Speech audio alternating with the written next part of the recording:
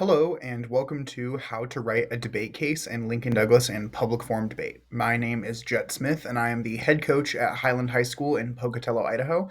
And the point of this video and all others on my channel is to make learning about debate more accessible for coaches and for students. So today we're going to learn all about how to write a debate case. And what inspired me to make this video is that I feel like there are lots of cases of people dancing around how to do this, but none that actually breaks it down to a step-by-step process with examples along the way. And also, there are so many different resources for writing cases, but they're scattered all across the internet. So I wanted to put together my favorite resources in one place. So with that, where are we going in this video? First, we're going to talk about what a case is briefly, and then we're going to talk about how to write one using three things. We're going to talk about the 10 steps to writing a case, and then for each step, we'll show an example of writing a case or part of a case for the January-February 2023 Open Borders LD topic, which is Resolved Justice Requires Open Borders for Human Migration. And then we will also, at the end of each step, put any resources that I found for engaging in that step. So first, what is a case? A case is a pre-written script for your first speech in a debate that contains all of the arguments, analysis, and evidence that you want to say. You need at least one case for both sides of the resolution, and cases are usually made up of three things: definitions and observations, framework, especially in LD, but not always in public forum, and your contentions, which is a fancy word for main argument. So how does one write a case? Here are the 10 steps that we're going to go over individually. So we have analyzing the resolution, researching the resolution, brainstorming ideas for arguments, choosing your contentions, outlining your case, finding and cutting cards, choosing your framework, writing your framework, tying in your framework, and then fine-tuning your case. So let's start with step one, and that is analyze the resolution. So when we analyze the resolution, we're going to look at five things. The first of which is trichotomy. Is it a fact, value, or policy topic? So we know that it's a fact topic if the resolution is phrased as something is true or something will happen, or vice versa. It's a value topic if we're making a judgment. If we say X is better than Y, or if we say X is good according to something, or X is bad according to something. And policy resolutions will be phrased as actor should action or actor ought action. So those are the three different types of resolutions, and they're going to require different structures to your contentions or arguments that you might make. Second, we have definitions, and that is, what do the major terms of the topic mean? It's difficult to write a case for a topic that you don't really understand what it means, so you got to find definitions for the main parts of the resolution. Then we need to learn the background, and that is, what led to this topic's existence? Who or what has happened that made this topic need to happen and made it so that high school students had to learn about it? What has been going on recently? What happened in the past? All of those things. Fourth is core controversy. What is the main thing at stake here, or what is the biggest issue that we're discussing? So if the topic was about whether or not the TSA or the Transportation Security Agency has gone too far, then maybe the core controversy is about security versus privacy. It's what are the main issues at play here. Finally, we have stakeholders, and that is who is affected by the outcome of the topic. Who will be implicated if the judge voted yes or no, if the topic happened in the real world or something like that. Who is involved? So here's an example of analyzing the resolution on the open borders LD topic, which is justice requires open borders for human migration. So first of all, what type of topic is it? It's a value and kind of a fact topic too, because it makes a judgment and it determines the nature of something, but there's no actor taking an action, so it's definitely not policy. Definitions: what do the major terms mean? Requires means necessitates or calls for. Open borders for human migration means policies with very few or no restrictions on people's ability to enter a country's territory. Third, background: what has led to this topic's existence? Different countries have different types of borders all over the world. Economic downturn, wars, climate change is forcing people to leave their homes. So that's what kind of has, why are we talking about open borders and justice? Fourth, core controversy: what's the main issue here? And that is, do borders cause irredeemable harm to people that is undeserved? It's kind of like a simpler way of phrasing like the truth of the resolution down to like a yes or no question.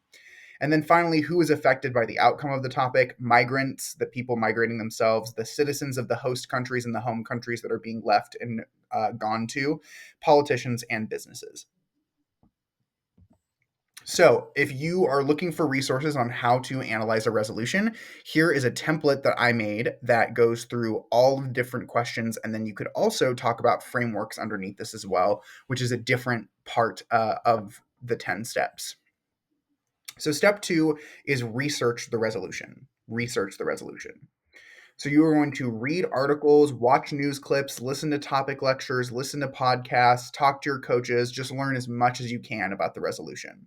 You should also create a resource library, so a running document that has everything that you found on it, especially articles, so that you can go back and find them again. So the reason why you need to go back and find them again is because you should not be cutting any cards except for maybe definitions at this stage, because our goal is just to learn about the topic so that we could talk about it, not so that we can actually start the writing process. Then you should use Google, YouTube, Google Scholar, academic databases, backfiles. All of those are places where you'd be able to find stuff that you could use for evidence or just general knowledge. So here's an example of a research library. So I had this document where every time that I found an article that I thought that I might want to use later or that helped me understand the topic, I would add it to this. So I had a bunch of articles for the affirmative, a bunch of articles for the negative. Now, if I was doing a really good job at this, I would make sure to put a brief explanation, just like super short for every single article so that it'd be easier to use later on. So, oh, I'm pretty sure I read an article about something with open borders in the economy, but now I have to kind of just like hope that the URL tells me somewhere in there. Whereas if I had an explanation for each one, it would be even more helpful. So, when you are doing your research, there are a couple tools that you can use that will make it easier. Number one is Google Scholar. It's like a version of Google that only looks for academic articles and journals, which is going to give you higher quality evidence that will be more useful and deals with a lot of the issues that we talk about more so than maybe the news does. Then you have what's known as the wiki and open evidence. So if you go to opencaselist.com, log in with your Tabroom account, there's going to be a whole bunch of stuff. First, there's going to be a wiki page for PF, for LD, for policy.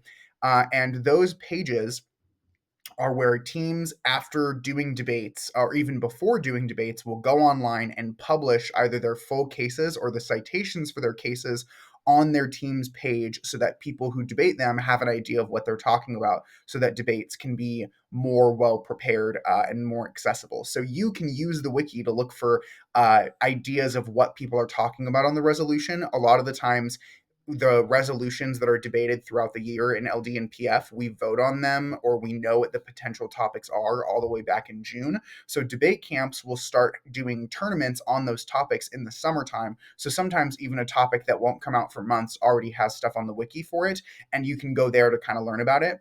If you're doing policy, you also have the Open Evidence Project, which is where all of the evidence that camps produce goes. And even if you're not doing policy, sometimes the topics from former policy topics line up with current LD or PF topics. So the 2018 to 2019 policy topic was all about immigration, so it's really applicable to this open borders topic. Another great example of a research resource is Unpaywall, the Chrome extension. If you've ever tried going to academic websites to look for articles and notice that all you can ever get is the abstract, I would say about 50% of the time, this Chrome extension will do something to give you some sort of free trial that you don't even have to sign up for, that will let you read academic articles for free, which is really useful for cutting cards. Third step of writing a case is to brainstorm ideas for arguments. So, based off of the research that you did in step two, and that's a really important part, based off of the research you did, come up with as many ideas for arguments on both sides of the resolution as you can. Sometimes we have an idea for an argument when we first hear the topic, but if when you research the topic just in general, you find nothing about that argument, that kind of tells you nobody else in the literature really kind of agrees with what you're saying or has thought about what you're saying in the way that you're thinking it, which means that even if it's a good argument, it's going to be really difficult to find evidence for it, and evidence is very important in debate. You should also ask your teammates, your coaches, your teachers, your parents, your siblings, your friends, all of those types of people for their ideas when they hear the topic. What arguments can they think of? You should also look at briefs, which are Pre-prepared by different organizations collections of evidence on both sides of topics that can either be free or purchasable. You can look at the wiki that we talked about earlier, and you can also watch topic lectures like those on my channel or others for debate people's thoughts on the topic. The one caveat when you're brainstorming argument ideas, or one of two caveats, is make sure your ideas are offensive, not defensive. So, an offensive argument is a reason why the resolution is true or a reason why the resolution is false. Defensive arguments are reasons why the resolution is not true or the reasons why the resolution is not false. So in soccer, if you score a goal, you're doing offense. If you're trying to block somebody else's goals, that's defense. So especially for negatives or con teams, your contention should never be the resolution won't work. That's not a contention. That's an attack against your opponent's contention. So make sure that your ideas are reasons why you should win the debate, not reasons why they should not win the debate. The next caveat is try to find at least one article for every idea on your brainstorming list. And if you can't find any articles for any or an argument on your brainstorming list, then you should just cross it off because it's not worth looking into further. So here's an example of brainstorming on the open borders topic. So I came up with 10 arguments on the affirmative and 10 arguments on the negative. Obviously, on a separate thing, I have one article for every single one of these because I wouldn't have them still on the list if I didn't find evidence for them. But if you can come up with 10 arguments on each side, then you give yourself a lot of room to choose from your case. And this will come in handy later when you're trying to come up with what you need to write blocks for or pre-prepared answers to for things that your opponents might say. So if you need some help brainstorming arguments for topics, some really good resources are Debate US, which is a private debate company that produces briefs and lectures and all sorts of awesome stuff. They have a great YouTube channel and a great blog that will give tons of ideas for arguments on every single topic. Then you also have a lot of different brief companies. You have Victory Briefs, Champion Briefs, West Coast Briefs, Kanky Briefs, Debate Track, all sorts of different groups that have really useful briefs if your school buys them or if you can afford them yourself. My YouTube channel also does topic resources like lectures. So if you ever need help looking for ideas for arguments, you can always come back here. Step 4 is choosing your contentions. Now that you have all of those ideas that you brainstormed, how do you know which ones you should do? So you need to narrow down to 3 or less contention ideas. You should never be writing a case with more than 3 contentions in PF and LD. So the first way that I decide of the 10 arguments which I'm going to get rid of or which I'm leaning towards choosing is called preponderance of evidence. So you're going to ask yourself, how many articles on this topic are there and how good are the articles on this issue? And so, are there recent academic studies and news articles? Do you have a collection of both? If the answer to these questions is there's a lot, they're really good, and yes, then that means that that idea would probably make a really good contention, or at least a contention that's easy to write. The second question that you should ask yourself is, how are the quality of responses? How many articles and ideas against this argument are there? Are they good? And are there blocks in the briefs that you have against this idea that you have that are too good to be able to respond to? Which is almost never true, but sometimes there's a great idea for an argument and then you read what other people have to say about it and it doesn't seem so great anymore. So ask yourself, how good are the attacks against this point? And if the attacks aren't that great and the evidence for you is really great, then that will probably make a good contention. The next one you should ask is really important too, and I put these in order of importance, and that is simplicity. How easy is the argument to understand for a non-debater or expert audience? If you debate in a lay circuit like Idaho, where I'm from, then having arguments that are really simple to understand is essential for writing a good debate case because you will almost always know more about the topic than your audience does, which means if you have to be an expert to understand the contention, it's not going to win you a lot of debates because it'll go right over your judge's head. So fourth is emotive appeal or emotional appeal. Does the argument tug at the heartstrings? Will the average judge care about the impact? If you are still struggling to choose because you have so many ideas that are simple, have not great responses or decent responses, and have a lot of evidence for them, then maybe ask yourself which of these is going to be the most emotionally impactful or the most appealing to the average audience. And then finally is passion. If you need a tiebreaker, choose passion. How interested are you in the argument? Do you feel strongly about the truth and the importance of it? If you don't care about it very much, you're not going to find it exciting or motivating to work on it. So try and pick arguments that you care about, which is why when you really like the topic, it's probably easier to write cases than when you don't really like the topic. So now that we know the process of choosing contentions, here's the contentions that I chose to go with for the cases that I wrote for a demo debate I'm going to record on the open borders topic. So for the affirmative, I chose border danger, escaping oppression, and family separation. And for the negative, I chose increased crime, reducing restrictions. And that is because I found a lot of evidence for them. I felt like the responses weren't that great. I was passionate about them. I felt like the average judge would be able to care about them. And I felt like they were relatively simple to understand. So that's why I ended up choosing these ones. However, that does not mean that I think the other arguments are bad. That just means for my case and my experience with what I wanted to do, these are the arguments that made the most sense. But if I didn't think the other arguments were good, they wouldn't have been on my brainstorming list in the first place. Next is outlining your case. So, when you outline your case, you are giving yourself kind of a template to work off of. So, first things first is think about your definitions and observations. What words or phrases do you need definitions for, and do you need to clarify burdens? And try and find those earlier rather than later so you don't accidentally find something that doesn't align with your definition. Next is think about contention areas. You don't even have to have the exact contention or what it's going to be completely about yet, but just the area of argument that you want to talk about. How many contentions are you reading? Ask yourself, what is like a 1 to 3 word label for the idea? If we go back to my brainstorm, that's what I had over here is 1 to 3 words for all of these things that kind of explain the argument. Then we have contention structure, and contention structure is kind of the story of the argument that you're going to be telling. So, what do you think the uniqueness, link, and impact, and if you're doing Lincoln Douglas framework tie in of this point will be? If you haven't heard those terms before, uniqueness is what's happening now or what was happening before something else. Link is how the topic would change what's happening now or how the thing that the topic is about changed what used to be happening. And then the impact is why we care or why it matters. So think of it as like present, like past, present, future, or like present, change, future, or something like that. And that's the structure of contention that you were going to be writing. So if the topic was we should go to McDonald's, maybe if you had an argument about hunger, uniqueness, I'm hungry now. Link, if we go to McDonald's, we can get food. Impact, if we get food, I'm not going to be hungry.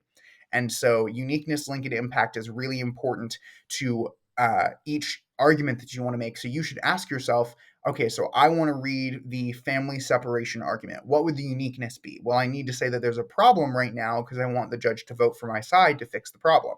So my uniqueness is what's the problem going on now. Link is how would voting for the resolution or how would open borders for human migration solve that problem? And then impact is why does it matter or why do we care? So here's an example. So two contention ideas, like I said, that I had were open borders for human migration, something to do with border patrols or borders being violent or dangerous. So I have borders for uniqueness. Borders are dangerous. If you get captured, you cannot have access to good shelter or food or water. Patrols kill people and harm people all the time.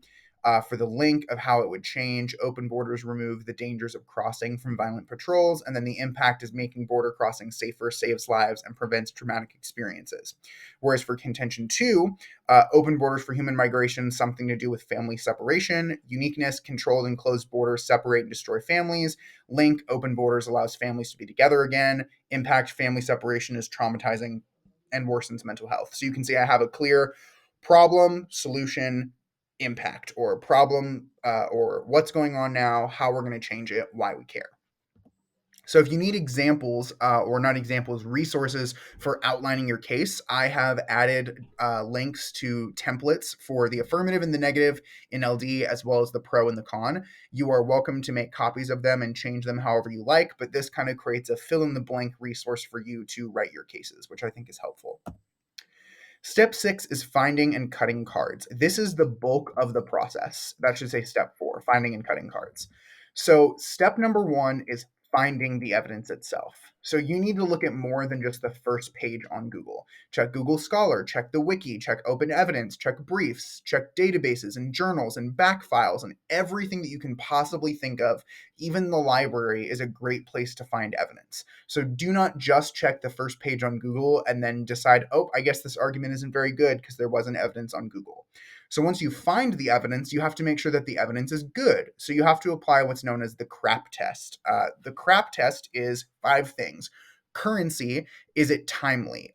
Is it recent enough to still be true? Then you have relevance, where is the evidence actually applicable to the speech that you're trying to write or the argument you're trying to make? Authority, is the author and the sponsoring organization actually credible to talk about this? Accuracy, is what they're saying reliable, true, and correct? And then purpose, why are they writing this? Is the purpose to sell something? Is the purpose to get somebody reelected? Or is the purpose just to report on what's going on? Once you know that the evidence quality is high, so you actually want to use it, before you can cut it into a card, you need to cite the evidence. So in debate, we don't have the same rules for evidence that you probably have in your classes. We don't use MLA, we don't use APA, we don't use Chicago, all those types of things. What you need is you need the author's name, the publishing date, the article title, the publisher, the URL or page number, and author qualifications if available. When you say something out loud, all you have to say is the author's last name and the date that it was published. But in like your written case, you need to make sure you have all of those parts of the evidence for every article that you have. Now, if you find an article that is missing author names or it's just the publisher, that's fine. The idea is that if those things exist for your piece of evidence, you have to be able to provide them. Fourth, we have cutting the evidence. This is where the idea of cards comes from. So in the past, before we used computers in debate rounds and before we printed cases, people would get evidence by writing down quotes on note cards. So this is known as cutting cards now. So if you want to cut a card, you're going to find the evidence that you want, test the quality of the evidence, cite the evidence. Then you're going to copy from the sentence above to the sentence below everything in the article that you might want to use. So if the article is 10 paragraphs and you want to use something from the first sentence of paragraph 3, and then you want to use another thing on the last sentence of paragraph 9, you would have to copy from the last paragraph of the last sentence of paragraph 2 all the way to the first line of paragraph 10. So you have to be able to include everything you want and everything in between, plus one sentence before and one sentence after. So you're going to copy it all in one continuous paragraph, and then you're going to paste it into your document. Then you're going to read that portion of the article again, underline anything that seems even a little bit relevant to what you're talking about, and then you're going to highlight the words that you underlined that you would actually say out loud. So you start by copying everything, you underline the stuff you actually like or is relevant, and then you highlight the best parts of that. And then you're going to shrink the rest of it that you didn't underline. After you cut the evidence, you're going to tag the evidence. That's where you write a summarizing introduction to the evidence consisting of the 5 to 10 words that you would want the judge to flow. Finally, and this is an optional step, in some places in debate, it's very normal to paraphrase evidence, and other places it's very frowned upon. So if you're in a place that paraphrases evidence, then you should paraphrase it. So if you want to rewrite the evidence to explain it in your own words, this is usually either done by copying the homework and changing it a little bit, which is fine because you gave them credit, or you could just summarize what they said. So here is an example of cutting a card on the open borders LD topic. So I found an article for my family separation contention about the effects of parent-child separation. So I found the academic article and then I evaluated it to make sure that it was credible. It's a study. It's within the last 3 years. It was published in a really awesome journal. So I felt like it was good evidence. Then I copied and pasted the part of the study that I wanted to use, which talked about how there's lots of kids right now that have been separated from their parents, largely due to borders and migration. So I copied the line above and the line below that I actually wanted to use. This was at the end of the study, though, so I didn't have the line below. And then I copied and pasted it into my document. But before I copied and pasted it, I got my citation. So you can see that I have the names of the people who are in the study. If there's more than 2 names, then you can just use the last name of the first author and then put the phrase et al. And then the year. So I bolded the part that I would say out loud, the Wadoops et al. 2019. Then I have when it was published, December of 2019, the title of the article, the journal that it's from or the publisher, and then I have the document. I didn't have author qualifications for these people. And then I copied and pasted the article itself. I read it, I underlined the part that seems like it mattered, and then I highlighted the really good stuff. Then I shrunk the rest of it and I gave it a tagline that summarized what the evidence is about, which is lots of people are displaced, including millions of children. Then the final step for me was paraphrasing the evidence. So I went ahead and took a screenshot of the contention that I was writing, and I showed you by underlining when I actually paraphrased this evidence. So what I paraphrased it to say was, since 2017, over 25 million people have fled their home countries for better lives. A study by Wadoops et al. In 2019 found that over half of those internationally displaced are children.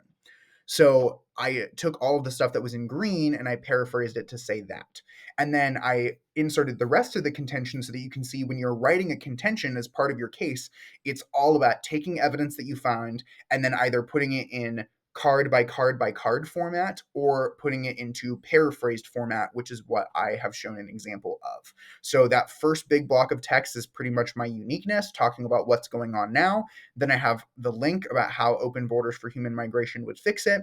And then I have the impact of why we actually care about this. So you can pause the video and read over that if you want an example of a fully written contention with paraphrased evidence. I also, in my paraphrasing, every time that I cite a study or every time I cite an article, I put the last name of the person and the year that it was from in red so that it's easy to see where talking about different cards happens in the case. So here are some resources for finding and cutting cards because this is the most important part of actually writing the case. So the number one useful tool if you use Google Docs is called Debate Template. It's an extension or an add-on that you can get for Google Docs that gives you the ability to use things like this formatting that I have. The bolding and the Calibri font, or the making the text bigger and centering it and putting it in a really nice format. Debate Template has all sorts of useful stuff. If you add it and then you go to add-ons in Google Docs, Debate Template, and then press show sidebar, all of the tools that it gives you will pop up and it's awesome. If you use Microsoft Word, which I prefer, but less people have access to because it costs money, you can use the verbatim template, which is what Debate Template is based off of for Microsoft Word. It's also free and it's very nice. Lastly, no matter whether you use Google Docs or Microsoft Word, you should definitely get Site Creator, which is a Chrome extension made by the people who made Verbatim.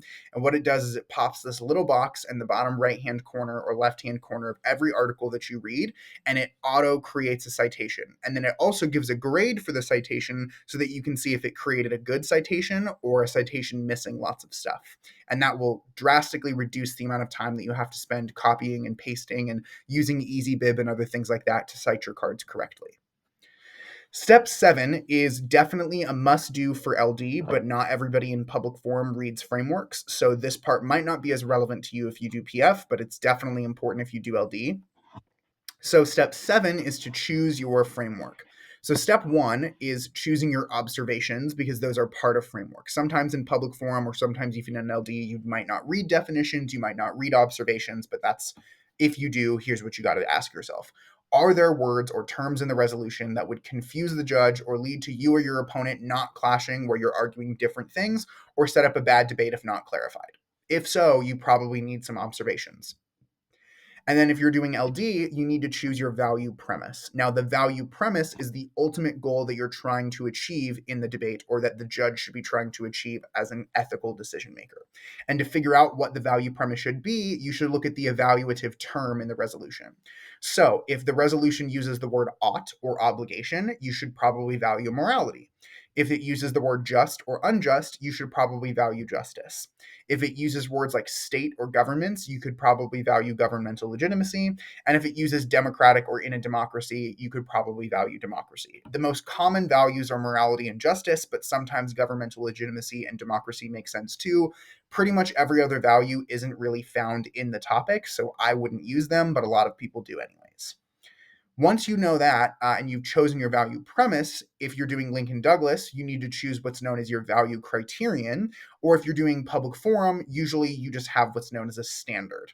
And so that means if you're doing Lincoln Douglas, look to the different philosophies that relate to your value premise and choose one. So there's a whole bunch of different types of justice or a whole bunch of different ideas around justice. So choose one that helps us measure or achieve justice, and then that will become the philosophy that you base your value criterion on. Whereas if you're doing public forum, you might want to look to the different stakeholders or the different core controversies going on the topic and choose the most important issue. And basically, your standard will be the team that wins this debate is the team that best does blank.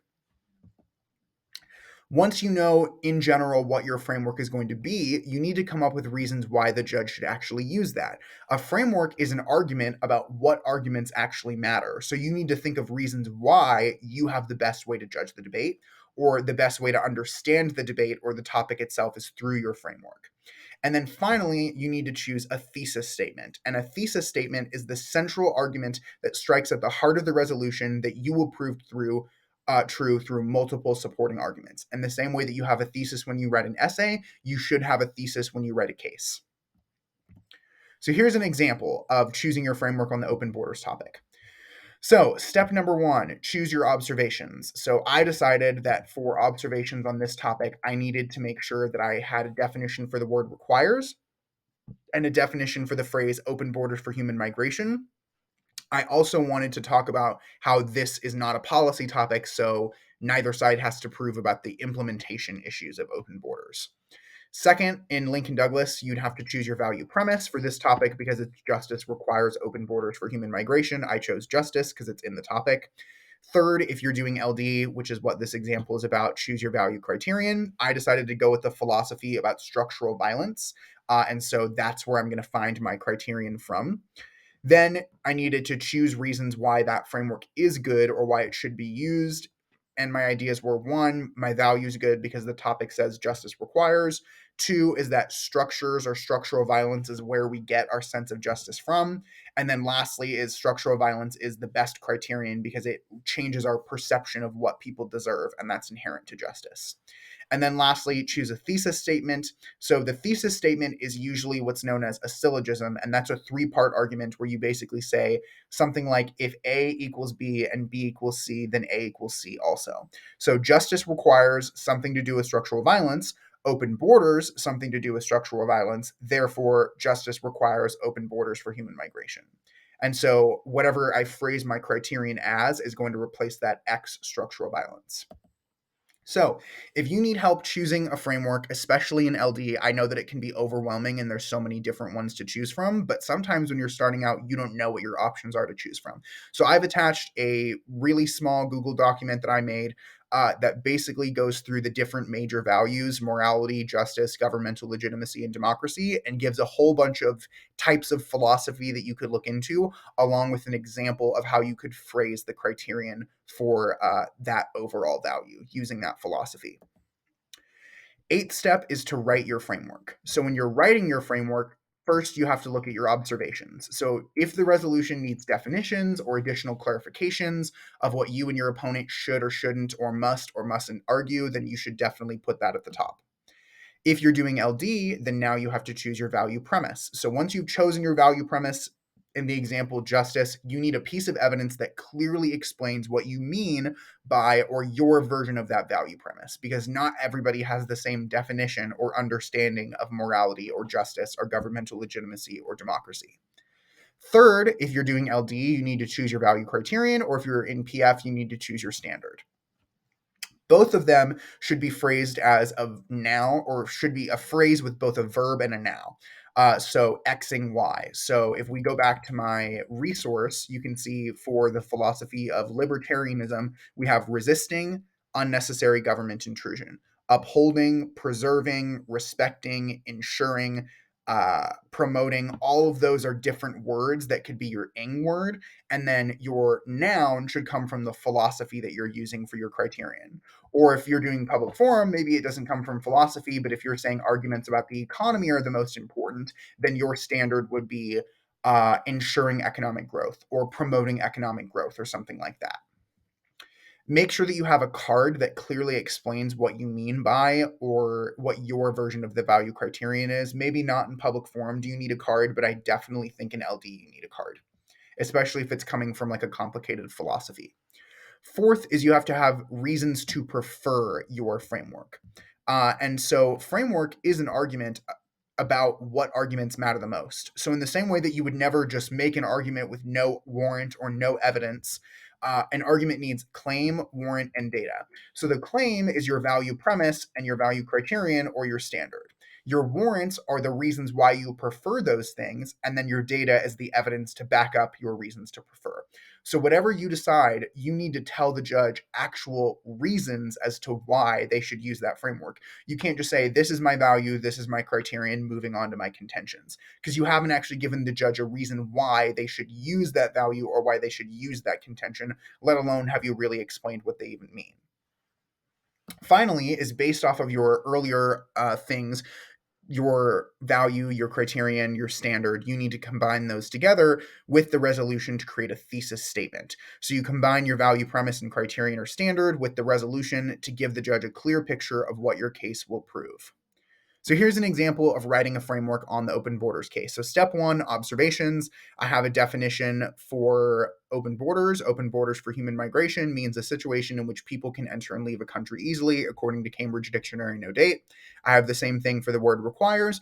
And then I have a observation that says, because the resolution is a question of value and not of policy, neither debater needs to prove the political logistics of implementing open borders at a governmental level. So it's not really a definition, but it is an observation about the topic that changes what we're supposed to be talking about. Then step two is the value premise. And remember, the value premise is the ultimate goal that we're getting from the topic in LD. So I have, because the resolution is concerned with what justice requires, the ultimate value premise in this debate is justice. Justice is defined by Velasquez of et al. Of Santa Clara University in 2014 as giving each person what they deserve or giving each their due. So I say, here's what my value is, and I even give a reason to prefer it, and that's because the resolution is concerned with what justice requires. Third is I have to have a value criterion. So that's how I'm going to measure achievement of my value. So for this one, the value criterion, I propose the value criterion of resisting structural violence. Structural violence is defined by Ansel 17 as inequality resulting not from a person's abilities, but on circumstances beyond their control. This limits access to resources and opportunities, threatening their ability to live free and healthy lives. So I explain what my criterion is and I give a definition for it. Step four is reasons why you should use my value in combination with my criterion. So I say two reasons. First, societal structures are the foundations of justice. Justice philosopher John Rawls explained in 1999 that social institutions structure rights and duties, and thus what a person is entitled to. Second, structural violence warps our perception of what people are due. Susan Opatow in 2001 explains that structural violence creates in-groups worthy of fairness and out-groups deserving of harm and exclusion. Thus, resisting structural oppression is a prerequisite for any determination of justice. So I say, here's why you should use my criterion and not another criterion for this value. And then finally, step five is your thesis statement. That's where you're putting it all together. The thesis of the affirmative is that because justice requires resisting structural violence, justice requires open borders for human migration. Or you could add the third step of saying the thesis of the affirmative is that because justice requires resisting structural violence and open borders resist structural violence, justice requires open borders for human migration.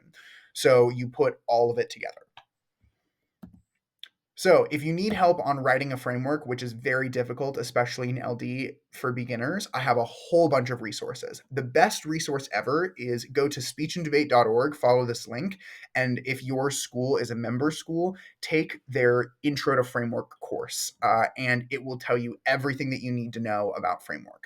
Additionally, if you're doing Lincoln Douglas debate and you want to know more about the philosophies that you can use to write frameworks, take their Intro to Philosophy course as well.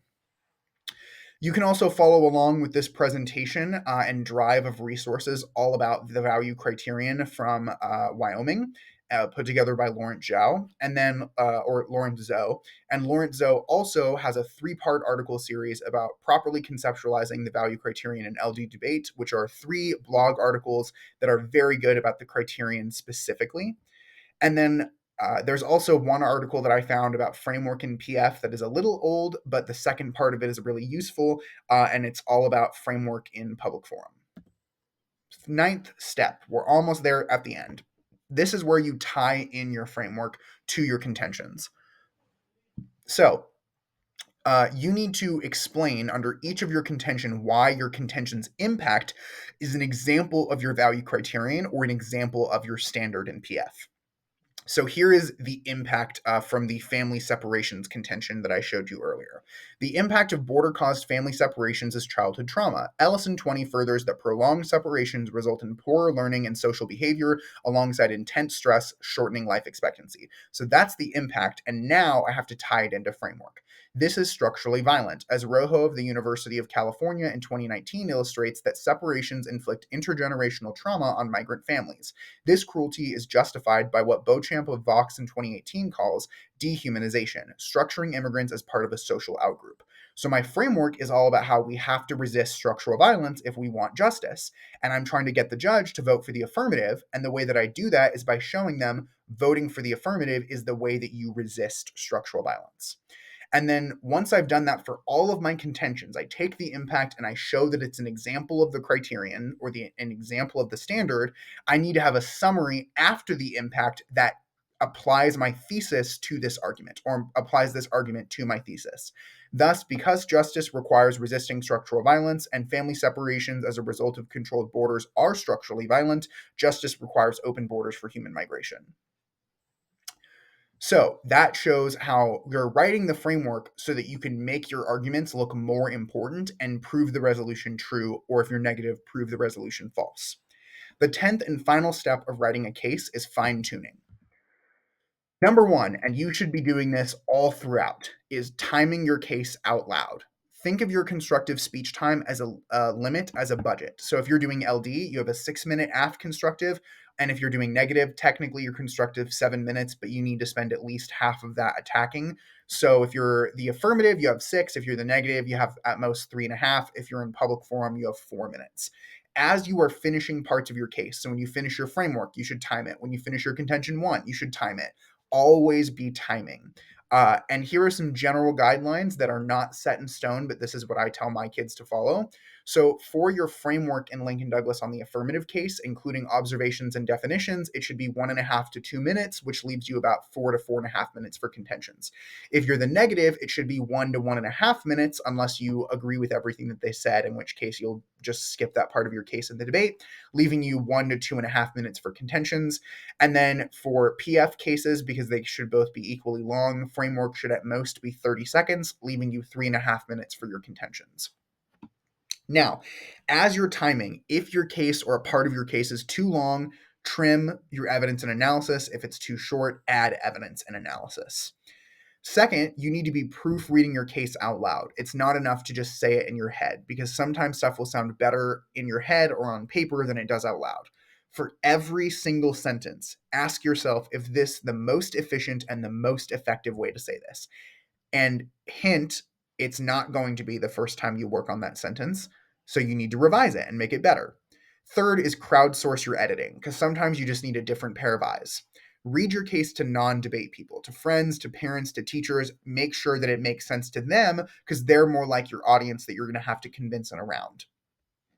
Then you should also pit your case to debate people. So get teammates, your novices, your coaches, and have them ask you cross-examination questions to see if there are any holes in your case that you need to patch up or be ready to explain. Fourth, and this is the longest part of this process, but so many people don't do it, and it's what stops them from writing better cases. You need to adapt your case after every single tournament. You should never read the exact same case the same way in between tournaments. You should always be improving. Look at your ballots, look at your flows. Where are you getting beat in your debate rounds? What are you not using effectively that maybe you don't need or that you need to replace? Even if you went undefeated with perfect speaks, you still have something that you could make better that you would have beaten yourself on if you debated yourself without fixing the case. So now you know how to write a debate case in Lincoln Douglas in public forum by following the 10 steps. I hope that this was helpful for you. If you have any further questions, please drop them in the comments below. And I hope the resources that I've shared make your case writing experience on the next topic you write a case for much better. With that, I will see you in the next video.